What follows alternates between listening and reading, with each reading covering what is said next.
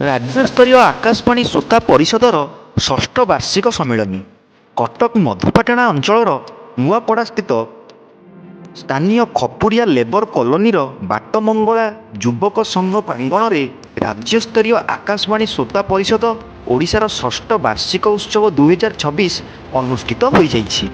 एही कार्यक्रम में मुख्य अतिथि भाव में आकाशवाणी और दूरदर्शन अवसरप्राप्त केंद्र निर्देशक श्रीयुक्त शांतनु कुमार रथ मुख्य वक्ता रूपे विविध भारती आकाशवाणी कार्यक्रम मुख्य श्रीयुक्त श्रीमन पट्टनायक सम्मानित अतिथि रूपे कटक सहरांचल पुलिस अतिरिक्त deputy commissioner police Shriyukta Krishnachandra Sethi, ACP Shriyukta Amitabh Mahapatra, ward number 50 corporator Shriyukta Santosh Kumar Bhor और श्रीयुक्त सुरेंद्रनाथ सेनापति प्रमुख उपस्थित होई सभार शोभावर्धन करने सहित श्रोता और आकाशवाणी मध्य किपरि समन्वय रखी हेब से विषय वक्तव्य रखिथिले।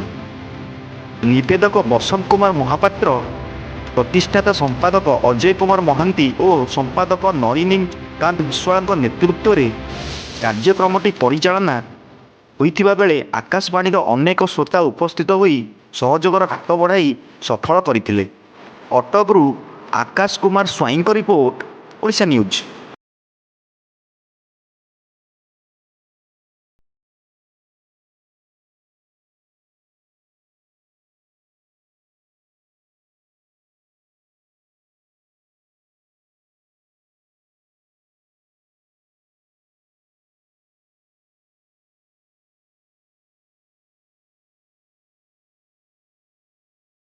श्रोता कीर्ति मिश्र जगतसिंहपुर जड़े श्रोता आज राज्यस्तरीय आकाशवाणी श्रोता परिषद ओडिशार षष्ठ वार्षिक सम्मेलन में भाग देथिबारु निजकू गर्व अनुभव करुच्ची। कारण आमको रेडियो बहुत जिनस शिखाई जहाँकि आम टीवी और अन्य डिजिटाल पाई पारू नाही, कहीं रेडियो गोटे जिनिस से कौन खराब जिनस दिएनी है। आउ कृषि ठारू आरंभ करी शिक्षा पर्यंत पाला संस्कृति सबू जिनस आमको रेडियो भेटी दौची। आउ बर्तमान भी मो युवपीढ़ी की कहबी जे समस्ते रेडियो को आपणातु आउ जेते दूर होची मोबाइल ठारू दूर रे रुहंतु। कहीं मोबाइल यूट्यूब अपेक्षा आकाशवाणी आमर बर्तमान जो एजुकेशन विषय भी दिया होची सेमानकर बहुत काम रे लागिवो। पेपर पढंतु। सेतेबेले आकाशवाणी गोटा सुंदर कार्यक्रम थला नारी महल। आज्ञा नारी महल बर्तमान को कार्यक्रम भाव प्रसारित होउची एवं ता ऊपर कोन कहै? नारी महल नारी मानकर सुरक्षा, नारी मान केते दूर आगौचंदी, नारी महल सब प्रकार प्रसारण कराउथला एबे भी प्रसारित हेउची। किंतु वर्तमान जेहेतु पिला माने से सब जिनिस सुनु नाहंती तो से माने विभिन्न भूल भटका बाटको जाउचंदी, काहे ना डिजिटल आपण तांग पाखे रहि गेला मोबाइल। तो मु कहबी वर्तमान तीनटा जिनिस को आपणंतु। गोटे हैला हमर कोन रेडियो को आपणंतु, पेपर को आपणंतु, तो पिला माने बहुत सफलता पाइबे। आ जदी मु आज ठारू सेटा आरंभ करबी तो आगे आगे को बढ़ी गले समस्त भी सेतिकी आपणेबे। धन्यवाद, रखुछी। कृष्ण सर को छाड़ देबे। नमस्कार, मु नलिनीकांत विश्वाल आकाशवाणी श्रोता परिषद ओडिशार संपादक।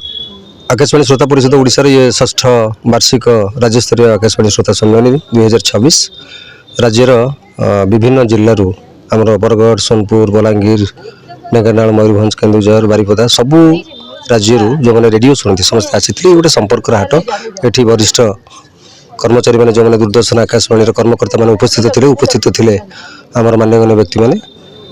उद्देश्य थिला कार्यक्रम जे आकाशवाणी एवं आ भितर विशेष आकर्षण खाकी भितर खोका भाई एडिशनल डीसीपी महोदय कृष्णचंद्र सेठी सार गोटे कार्यक्रम रेडियो प्रसारण करुँचे एवं आमर यहाँ विशेष आकर्षण। आज 8 जन पुलिस अफिसर अक्षय महांती गीत गाइबे एवं किसी गीत बर्तमान सुधा सरी एवं श्रोता मैंने बहुत खुशी अच्छा आनंद लगुच ये सम्मेलन। आउ गोटे कथा रही ये गोटे संपर्क हाट रेडियो ही देइछि परिचय। एमती गोटे नियारा कार्यक्रम आकाशवाणी श्रोता परिषद एमती नियारा ना दबार प्रकृत उद्देश्य कौन? आकाशवाणी हूँ रेडियो बेतार जार तार नहीं से बेतार सी हूँ रेडियो। तेणु ये आकाश रे आसे पवन रे आसे बोली ऊपर आसे बोली आम जो कहींबा टावरटा लगी ऊपर बनवाक पड़े से जो डिजिटल बा इंटरनेट बा जो रही आमर सैटेलाइट रही पवन रे किंतु आसे से ट्रांजिस्टर भितर को। आज रेडियो से ट्रांजिस्टर भितर सीमित नहीं, से आज समय साथी ताल दे आप रे आम मोबाइल रे आमर जो स्मार्टफोन रे आम पॉकेट भितर भी रेडियो आप जो थे भी अमेरिका थे भी आप आकाशवाणी कटक शुणी पारे, विभिन्न केन्द्र आप शुणी पारे। आ रेडियो जहाँ दब अन्य कहीं देवे नहीं, कारण रेडियो विकल्प ना। धन्यवाद।